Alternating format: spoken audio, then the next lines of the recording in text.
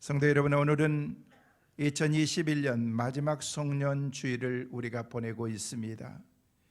2021년 한 해 정말 수고들 많이 하셨습니다. 코로나라고 하는 그런 힘들고 어려운 상황 가운데에서 우리가 한 해를 은혜 가운데 잘 보낸 것 같습니다. 백신을 맞으면 괜찮을 줄 알았는데 코로나는 갈수록 더 심해지고 앞으로 3차 접종 이어서 4차 접종도 곧 맞아야 될지도 모른다라는 그런 말씀들을 하면서 백신 접종에 대한 그런 찬반으로 맞아야 될지 맞지 말아야 될지조차 결정하기 힘든 그런 상황 가운데 우리가 살아가고 있습니다. 그동안에 우리는 코로나로 인해서 어떻게 보면요, 우리가 하던 모든 일들을 잠시 동안 우리는 다 멈추도록 우리의 삶을 그렇게 만들어버리고 말았습니다. 바쁘게 돌아가던 그런 공산의 생산 라인이 한순간에 멈췄습니다. 하늘을 나는 그런 비행기도 한동안 멈추었습니다. 바다를 항해하는 그런 백도 여객선들, 여행객들을 실어나는 그런 여객선이나 관광버스도 다 멈춰버리고 말았습니다. 허기진 배를 채울 수 있는 그런 일반 식당들도 다 문을 닫고 멈추었습니다. 서민들이 힘들고 어려울 때마다 잠깐 가서 노래 부르면서 마이크 잡고 스트레스 풀었던 노래방도 멈추어버리고 말았습니다. 조금은 나아졌습니다마는 그동안 적지 않은 교회들이 대면으로 예배드리던 방식을 비대면으로 바꾸어서 참 힘들고 어려운 그런 시절도 우리가 보냈습니다. 명분은 사회적인 거리두기라고 그렇게 말하지만은 어떻게 보면 실제적으로 우리의 삶을 돌이켜보면요, 이런 것 같아요. 얼마 전에 수요 예배를 마치고 제 방에 내려가는데요, 밑에 아랫방에 유치부실에서 유초등부실에서 하나 연합망이 이렇게 한 10대 명이 있어요. 모여서 바글바글 놀면서 놀이를 하는데 재밌게 노는 거예요. 그런데 그 놀이가 뭐냐면요, 즐겁게 춤을 추다가 그대로 멈춰라 하면서 이렇게 하는데, 그 로이가 뒤에서 이렇게 있는데 로이가 이렇게 서 있는데 그 모습을 보니까 그렇게 우습더라고. 보니까 작은 애들이나 큰 애들이나 할 것 없이 하면서 이렇게 막 멈춰 있고 눈도 깜짝하지 않고 이렇게 그런 모습을 보면서 어렸을 때 나도 저렇게 놀았는데 라는 그런 어렸을 때의 추억이 생각이 나더라고요. 그런데 저는 문득 그런 생각을 해봤어요. 나라에서 즐겁게 춤을 추다가 그대로 멈춰라, 다 멈춰 있는 거예요. 회사도 교회도 식당도 그 노래가 부를 때마다 우리는 멈추고 또 멈추고 계속해서 멈추면서 오늘 이 시간까지 우리는 달려왔습니다. 과연 그 노래를 계속해서 우리가 들어야 되는 것인가? 그 노래를 부를 때마다 우리는 그렇게 하던 일들을 멈추면서 그렇게 있어야 되는가라는 그런 생각을 가져보게 된 것입니다. 코로나로 전투를 벌이고 있는 의료진들은 언제 끝날지 모르는 그런 지루한 싸움을 계속하면서 모든 사람들이 다 지쳐가고 있습니다. 전 세계적으로 보면요, 코로나 백신들을요 70-80%가 넘는 많은 사람들이 그 코로나 접종을 했습니다. 99%의 코로나 예방 접종을 맞은 아랍에미레이트, 그 사람들은, 그 나라는요 모든 국민의 99%가 접종을 다 마쳤습니다. 그런데 지난 22일 날 발표에 의하면요, 지난 3주 동안 코로나 확진자가 10배가 늘어났다는 거예요. 뭘 어떻게 이걸 우리는 설명할까요? 우리나라가요 전 세계에서 6번째로 백신을 많이 맞는 나라로 등위에 올라와 있습니다. 85% 맞았습니다. 전 국민들이 만약에 70%만 맞으면 우리는 마음껏 자유하면서 돌아갈 수 있을 것이라고 이렇게 생각하고 얘기했지만 99%를 맞았는데도 계속해서 확진자가 10배로 그렇게 늘어나고 있는 것을 우리가 어떻게 우리가 그것을 설명하고 얘기할 수 있겠느냐는 거예요. 죄송해요. 우리가 모두가 다 코로나가 다 빨리 걸리고서 지나가야 되는 거예요. 우리들 가운데도 모르게 요즘엔 증상이 없으니까 무증상으로 코로나가 들어왔다가 그냥 나가는 사람도 많이 있을 거예요. 근데요, 접종을 맞고 난 다음에 코로나가 왔다가 지나가면 그 사람들은요 면역력이 100배로 있기 때문에 그 사람들은 절대 코로나 걸릴 일이 없습니다. 제일 안전 사람이 코로나 걸렸다가 나은 사람들이에요. 그 사람들은요 마음껏 마스크를 벗고 살아도 되지만은요 다른 사람들을 위해서 쓰는 거예요. 그러니까 모두가 다 코로나에 접종을 통해서 면역이 우리가 길러주면 괜찮을 줄 알았는데 그것처럼 그렇게 생각처럼 되는 게 아니라는 거예요. 2년 전 2019년 12월 12일에 중국 우한에서 발생한 코로나가 온 세상에 퍼져서 지금은 팬데믹 상태가 되어버리고 만 것입니다. 전 세계 전염병이 되어버리고 말았다는 것입니다. 언제쯤 이 감염병이 이 지구상에서 사라질까라고 그렇게 묻는다면 그것에 대해서 얘기하고 답을 줄 사람은 전 세계에 아무도 없습니다. 왜? 모르기 때문에 그렇습니다. 다만 장담할 수 있는 것은 그동안 힘들고 어려운 그런 많은 흑사병이나 모든 일들도 다 시간이 지나면 지나가게 되더라는 것입니다. 우리는 그것을 바라보면서 하나님께서 우리에게 빨리 은혜를 베풀어 주셔서 이 또한 지나갈 수 있기를 바라는 그런 그 마음과 소망하는 그런 그 마음밖에 없다는 것입니다. 한 해를 마치고 새해를 준비하면서 2022년 소망의 해 한 해를 우리는 소망하면서 우리가 바라보면서 우리가 갖는 그런 마음은 내년에는 좋은 일들이 좀 우리 가운데 많이 있었으면 좋겠다라는 그런 바람뿐이라는 것입니다. 좋은 일이 많기 위해서는요 우리가 믿음으로 살아야 되는 것입니다. 우리의 삶을 윤택하고 힘들고 어렵지 않게 살기 위해서는요 모든 것들이 멈췄던 것들이 빨리빨리 돌아가야 되는 것입니다. 신앙도 영적으로 회복돼야 되고 경제적인 것도 회복되고 정치도 회복되고 장래에 우리의 삶 가운데 펼쳐질 많은 것들을 소망하면서 하나님 우리의 삶이 빨리 회복되기를 원합니다라는 그런 마음으로 우리가 살아가야 된다는 것입니다. 믿음도 마찬가지인 것입니다. 믿음으로 잘 준비해서 달려온 사람들은 한 해를 마무리하는 오늘 이 시간에도 전혀 우리의 삶 가운데 두려움이나 염려나 후회는 없을 것입니다. 왜? 열심히 믿음으로 달려왔기 때문에 그런 것입니다. 한 해를 잘 마무리하고 새해를 그 사람들은 우리가 준비할 수가 있는 것입니다. 믿음으로 늘 준비하면서 살아갈 때에 그 삶 가운데서는 언제든지 주님 앞에 믿음으로 설 수 있는 그런 하나님의 은혜가 우리 가운데 있기 때문인 것입니다. 1943년 11월 14일에 공연을 몇 시간 앞두고 뉴욕 필하모니의 세계적인 지휘자였던 그런 브루노 발터라고 하는 그런 사람이 갑자기 몸이 아프면서 그 지휘를 하지 못하게 된 것입니다. 큰 문제가 생겼습니다.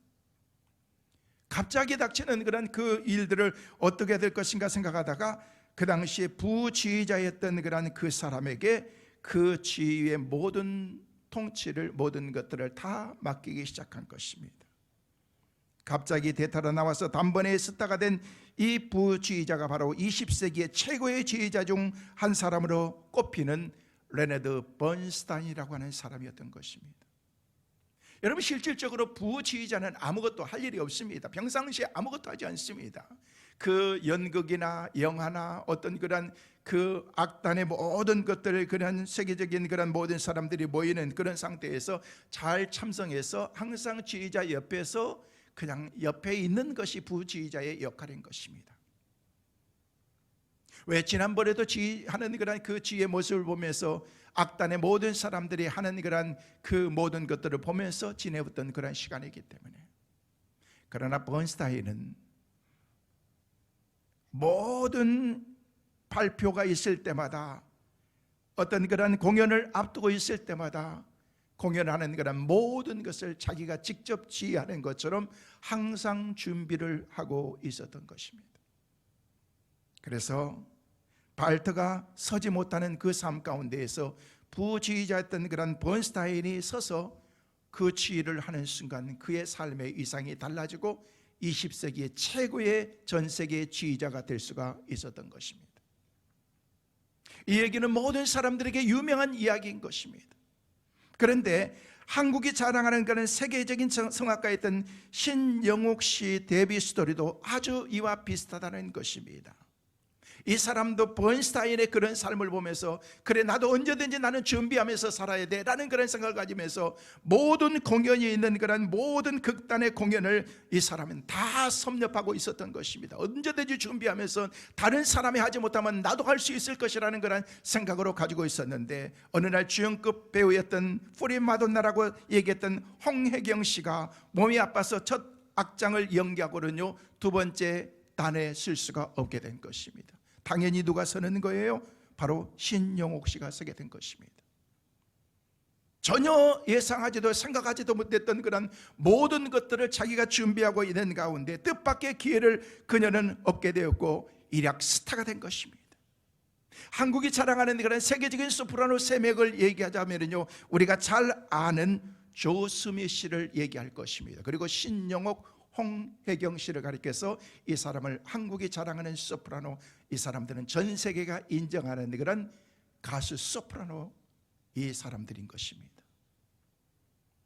여러분, 하루아침에 이 사람들이 이런 경지에 이른 것은 아니죠. 번스타인이 그렇게 된 것은요 늘 준비하고 있었기 때문이라는 것입니다. 우리의 삶 가운데 내일을 준비하고 그리고 미래를 준비하는 사람들은 오늘을 성실하게 그리고 오늘을 최선을 다해서 준비하는 사람들에게 내일이 주어지고 미래가 우리 가운데 주어지게 된다는 것입니다. 평소 땀 흘려 실력을 쌓아두지 않으면요 예상하지 못한 그런 기회가 온다고 할지라도 전혀 그 사람들에게는 그 사람의 그 기회가 그에게 주어질 수가 없는 것입니다.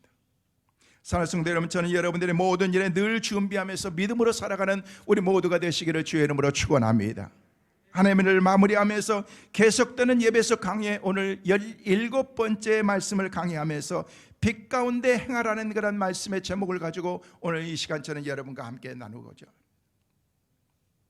우리는 지난 한 해 동안 하나님께서 주신 그런 믿음의 삶을 산다고 얘기하면서 하나님께서 주신 그런 믿음의 빛을 바라면서 산다고 얘기했지만, 과연 내가 어느 정도 하나님께서 주신 그런 믿음의 삶에 빛된 삶을 살았는가 생각해 보는 것입니다. 여러분, 한 해를 마무리하면서 계속되는 이 말씀 가운데 빛 가운데 사는 사람들은 어떤 사람인가? 저는 세 가지를 말씀을 드리려고 합니다. 첫째로, 우리가 빛 가운데 사는 삶이 되기 위해서는요 내 안에 빛이 있는가 없는가를 먼저 스스로 확인해 봐야 되는 것입니다.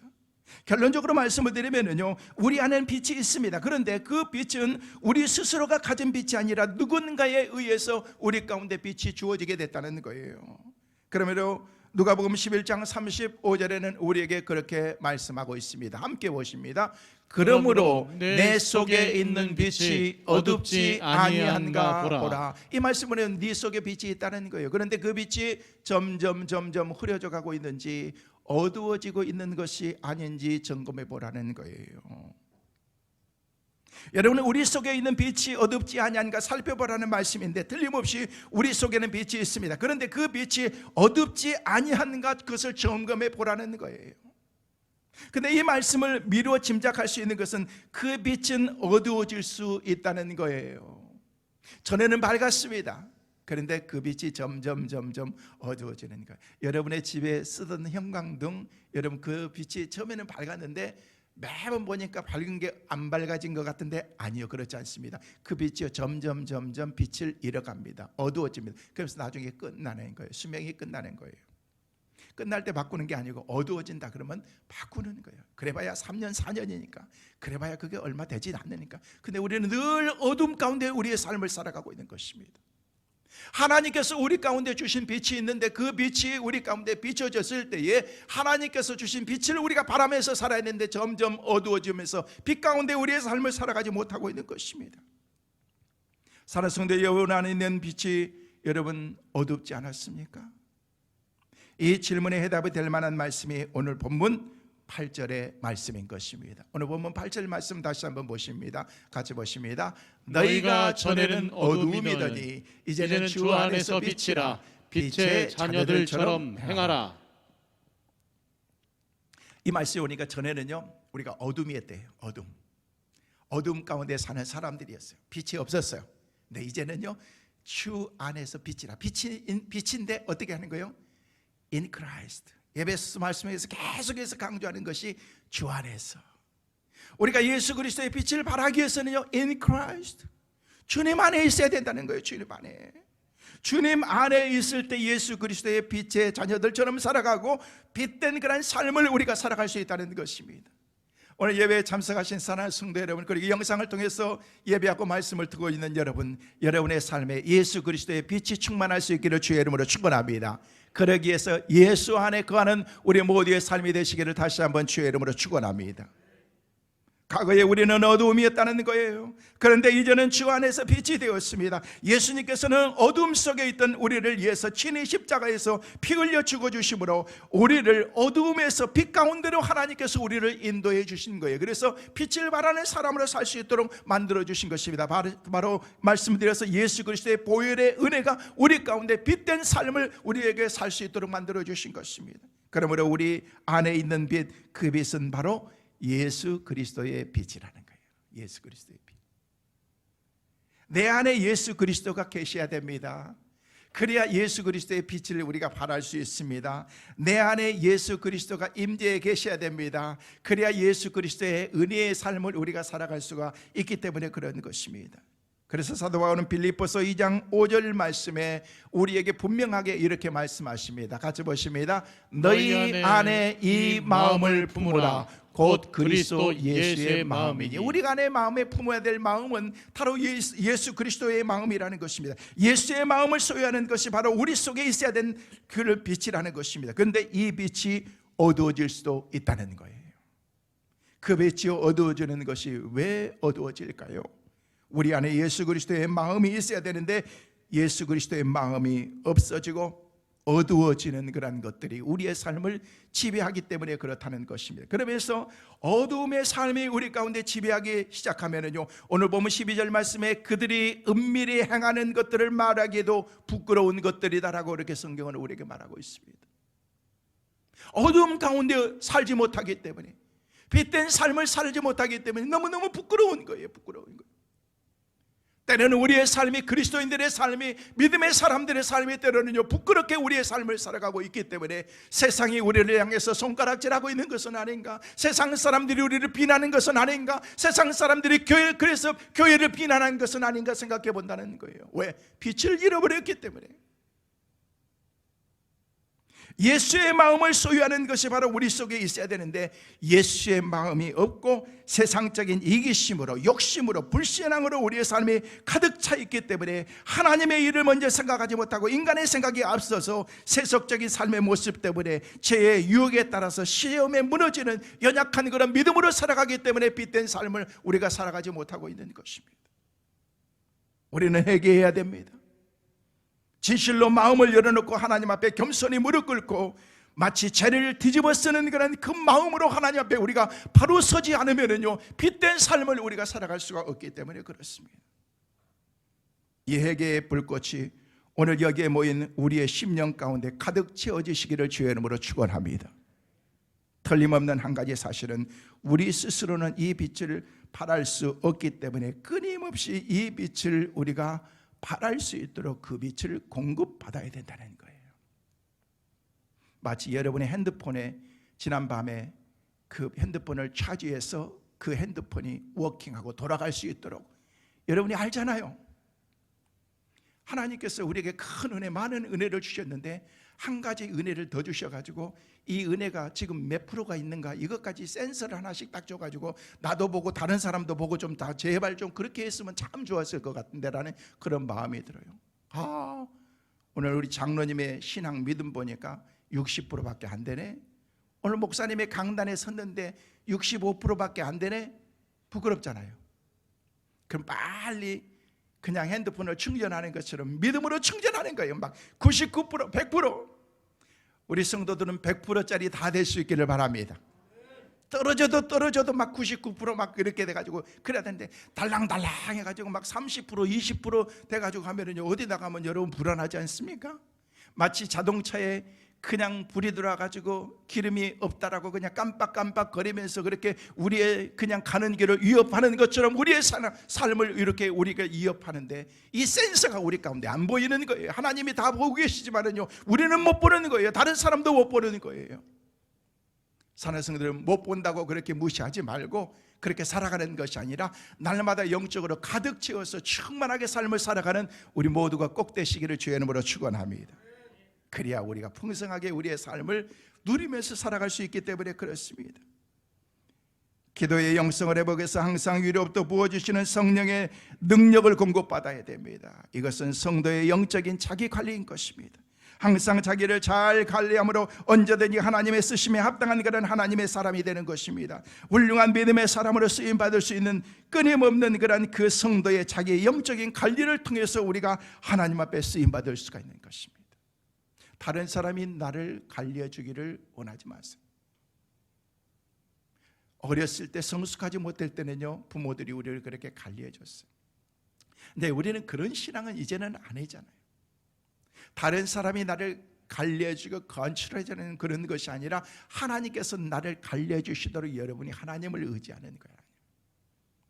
하나님을 의지하는 그 믿음이 우리 가운데 있을 때, 하나님을 바라보는 그 믿음을 가질 때 하나님께서 우리를 다스려 주기 때문에 그런 것입니다. 여러분, 성전 봉사자들의 사역을 맡았던 구약의 레위 사람들은요, 항상 그들에게 주어진 사역 하나가 있었습니다. 번제를 위해서 제단을 피우는 불을 항상 꺼뜨리지 않았다는 거예요. 그래서 레위기 6장 13절 말씀에 우리에게 이렇게 말씀하십니다. 같이 보십니다. 불은 끊임없이 제단 위에 피워 꺼지지 않게 할지니라. 이 일을 누가 한 거예요? 레위 사람들이 한 거예요. 제사장 족속들, 그 가문들의 사람들이 성전에서 헌신하고 봉사하는 사람들이기 때문에 교회의 성전에 불이 꺼지지 않도록 하는 24시간 계속해서 이 성전의 불이 이렇게 계속해서 일어날 수 있도록, 그렇게 갈 수 있도록 그렇게 만드는 일들을 제사장들이 했다는 거예요. 이것은요, 하나님이 우리 가운데 주신 하나님의 준엄한 명령입니다. 내 속에 있는 예수 그리스도의 빛이 어둡지 아니한가 살펴봐야 될 이유가 있습니다. 우리는 어두운 세상을 밝히는 빛의 사명을 가진 예수 그리스도의 사람들이기 때문이라는 거예요. 여러분, 만약 우리 속에 있어야 될 빛이 어두워졌다면 우리는 사명을 감당할 수가 없습니다. 사랑하는 성도 여러분 속에 주신 예수 그리스도의 빛이 어둡지 아니한가 살펴보시길 바랍니다. 그리고 그 빛이 환하게 비춰지도록 더욱 영적인 자기 관리에 힘쓸 수 있는 우리 모든 성도들 꼭 되시기를 주의 이름으로 축원합니다. 두 번째로, 빛의 자녀들처럼 우리가 행하라는 것입니다. 빛 가운데 사는 사람들에게 빛의 자녀들처럼 우리가 살아야 되는 것입니다. 오늘 보면 5장 8절 말씀 다시 한번 보실까요? 같이 보십니다. 너희가 전에는 어두움이더니 이제는 주 안에서 빛이라. 빛의 자녀들처럼 행하라. 여기 말씀이니까 빛의 자녀들처럼 살라고 그렇게 얘기하는 거예요. 빛의 자녀가 되었으면 빛의 자녀들처럼 살라는 것입니다. 우리는 우리의 정체성과 존재의 목적은 세상의 빛이라는 것입니다. 주님은 우리에게 세상의 빛이 될 것을 우리에게 요구하고 계시는 것입니다. 물론 우리 스스로는 아무것도 할 수 없지만 주 안에 거할 때, in Christ, 주님 안에 거할 때 주님의 빛이 우리 가운데 비춰줌으로 인해서 우리가 그 주님의 빛을 세상 가운데서 우리가 바라면서 우리가 살아갈 수 있기 때문에 그렇습니다. 여러분, 빛은 어둠이 있어야 그 진가를 발휘할 수가 있는 것입니다. 세상은 점점 어두워가고 있습니다. 그래서 빛 대신 저와 여러분이 가는 곳마다 빛을 통해서 어두움이 물러가고 환하게 밝혀질 수 있는 그 축복의 은혜가 있게 되시기를 간절히 소망합니다. 여러분, 우리의 삶 가운데에서 어두워진 도시를, 어두운 세상 가운데에서 살아가는 모든 사람들에게 빛을 발하는 것입니다. 내가 뭘 얼마나 할 수 있겠어요? 전에 바닷가에 갔는데요, 등대가 있는데 등대 옆에서 밤에 보니까요, 등대가 불을 밝히는데 얼마나 밝던지, 온 세상을 다 밝힐 것처럼 그렇게 생각이 되더라고. 근데요, 언젠가 한번 바닷가에서 멀리서 등대가 이렇게 빛을 발하는 멀리서 보니까요, 빛이요, 작은 빛으로 왔다 갔다, 그냥 작은 불빛으로 그렇게, 옆에서 볼 때는 환한 빛처럼 느껴졌는데 멀리서 보니까 작은 빛으로 왔다 갔다 하는 것뿐이라는 거예요. 어제 우리가 성탄절을 보냈습니다만은요, 성탄의 주님으로 오셨던 그런 2000년에 베들레헴 유대 땅 말구에 오셨던 그런 주님은요, 작은 빛으로 세상 사람들이 보지도 못할 만한 그런 그 작은 빛으로 우리 주님께서 오셨는데, 그 작은 빛이 온 세상의 모든 사람들을 밝힐 수 있는 그런 하나님의 은혜의 빛으로 오셨다는 것입니다. 그래서 우리의 마음에 오신 것입니다. 어두움 가운데 있는 그런 우리의 삶을 밝혀주기 위해서, 마음이 어두워진 우리의 마음을 밝혀주기 위해서 우리 주님께서 오신 것입니다. 그래서 우리 주님이 이 땅에 오셔서 우리 가운데 빛된 삶을 살 수 있도록 만들어주신 그런 이유가 바로 여기에 있다는 것입니다. 그러면서 너희는 이제부터는요, 빛된 삶을 살아라, 그렇게 행하라 라고 그렇게 우리에게 말하고 있는 것입니다. 사는 성도 여러분, 오늘 우리가 사는 세상은 점점 어두워져 가고 있습니다. 어둠으로 가득 친 세상입니다. 윤리적으로, 도덕적으로, 하나님과의 관계, 인간과의 관계, 세계가 점점 어두움 가운데 신음하고 있습니다. 이 어두운 세상을 밝히며 구원하기 위해서 오신 예수님께서 우리 가운데 빛으로 임하셨다는 거예요. 그러면서 이제는 너희가 빛된 삶을 살아라 라고 그렇게 말하고 있습니다. 여러분, 빛된 삶을 산다는 것은 내 삶을 희생하는 것입니다. 마치 촛불이 빛을 나누기 위해서 시간이 가면 갈수록 내 자신이 점점 죽어지고 나중에 없어지는 것입니다.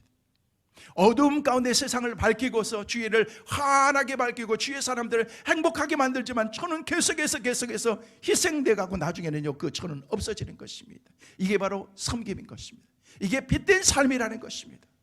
하나님께서 우리 가운데 인간의 몸을 입고서 이 땅에 오셔서 우리에게 그것을 보여주시면서 우리에게 그 모든 스피릿과 그것을, 모든 것들을 우리에게 다 주신 것입니다. 그래서 너희들도 이렇게 행하라, 이렇게 살아라, 제자들에게, 사도들에게 말씀하시고 초대교회 모든 성도들에게 말하고, 그 전해온 그런 그 하나님의 메시지가 오늘 우리에게 전해져서 우리가 그런 삶을 살아야 될 것을 우리에게 말씀하고 있다는 것입니다. 사랑하는 성도 여러분, 2021년 한 해 동안 살아가면서 우리가 얼마나 많은 빛을 바라면서 살아갈 수 있습니까? 빛의 자녀들처럼 우리가 행하라고 그렇게 말하고 있는데, 우리가 얼마나 많은 헌신과 희생과 섬김이 우리 가운데 있었느냐는 거예요. 저는 말씀을 묵상하면서, 새벽에 일어나서 조용히 묵상하면서, 하나님, 우리 몸된 교회가 정말 힘들고 어려운 가운데서도 하나님께서 이렇게 교회를 부흥시켜 주시고 또 많은 것들을 하나님께서 이렇게 채워주신 한 해를 생각해 볼 때 정말로 하나님의 교회를 위해서 헌신한 분들이 생각이 나더라고요. 모든 분들이 다 헌신하는 것 아닙니다. 목사라고 헌신하는 것 아닙니다. 장로라고 헌신하는 것 아닙니다. 정말로 보이지 않는 곳에서 헌신된 그런 그 믿음의 사람들 통해서 하나님께서 하나님의 교회를 세워나가시더라는 거예요. 하나님 감사합니다. 우리 교회가 그래도 이 정도 세움받을 수 있는 것은 저분들의 헌신 때문입니다 라는 그런 믿음의 고백을 하면서 하나님께 감사하는 시간을 가졌습니다. 우리가 정말로 하나님의 교회를 위해서 헌신한다고 하면, 우리가 하나님의 교회를 위해서 희생한다고 얘기하면 말로만 하는 것이 아니라, 하는 것처럼 그렇게 보이는 것으로 끝나는 것이 아니라 정말 몸된 교회를 위해서 희생하는 그런 그 마음을 우리가 갖지 않으면요, 하나님의 교회는 절대 세워나갈 수가 없는 것입니다. 최선을 다해서 섬겨주신 우리 모든 성도들에게 다시 한번 감사를 드리면서, 우리가 예수 그리스도의 빛을 우리가 희생하면서 섬기는 것이 우리로만 끝나는 것이 아니라 하나님의 나라의 확장을 위해서 점점 전 세계 모든 그런 하나님이 맡겨주신 그런 사역을 위해서 섬길 수 있는 축복의 귀한 은혜가 우리 모두에게 있게 되시기를 주의 이름으로 축원합니다. 여러분, 이 희생은 빛인 것입니다. 빛에는 엄청난 에너지가 있습니다. 그 에너지는 생명을 존엄하게 만드는 그런 놀라운 파워가 그 안에 있는 것입니다. 주님의 빛 속에 있는 에너지가 저와 여러분의 삶 가운데 생명을 살려주신 것입니다. 그리고 새로운 변화의 삶을 살게 만들어주신 것입니다. 또한 우리들의 빛의 자녀들로 살아갈 수 있는 에너지를 공급해 주신다는 사실을 하나님께서 오늘 말씀을 통해서 우리에게 보여주고 계신 것입니다. 빛의 자녀들로 살아가는 우리 모든 성도들, 빛의 자녀들처럼 행하라 라고 말씀하신 것처럼 그렇게 살아가는 저와 여러분, 우리 모두가 되시기를 주의 이름으로 축원합니다.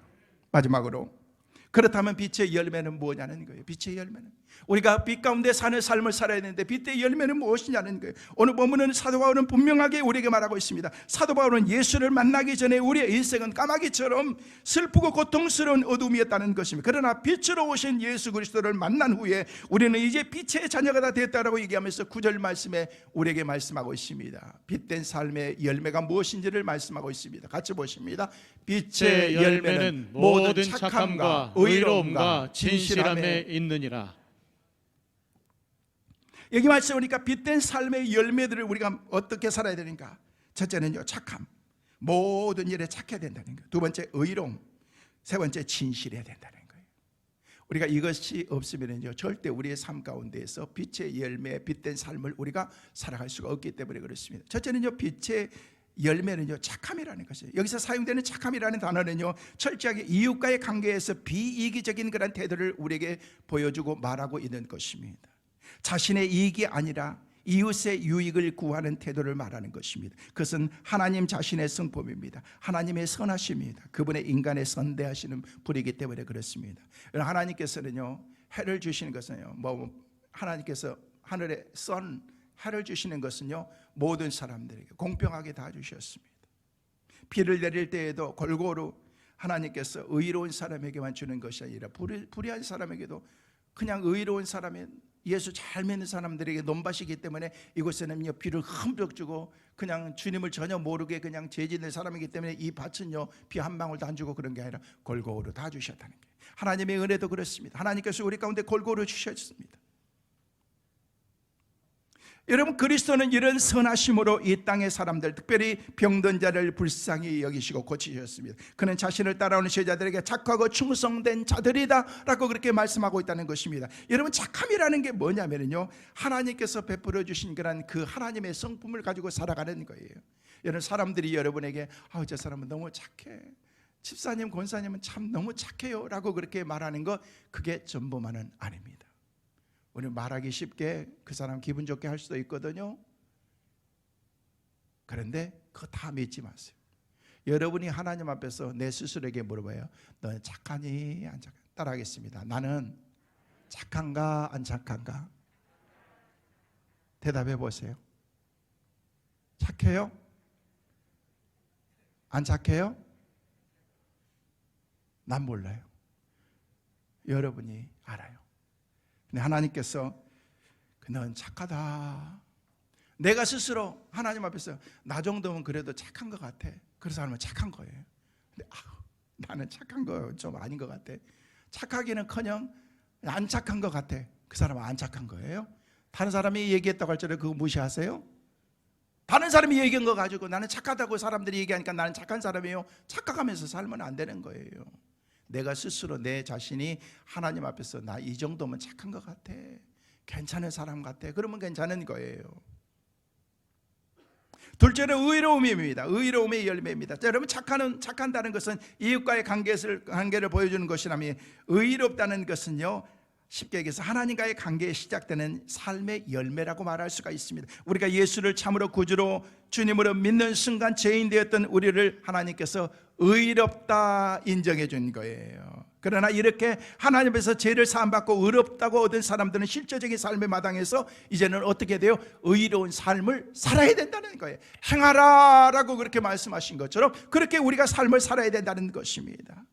무엇이 옳은 것인가, 그런 것인가 항상 고민하고 바르고 정당하게 살아야 됩니다. 한마디로 의인은 반듯한 사람인 거예요.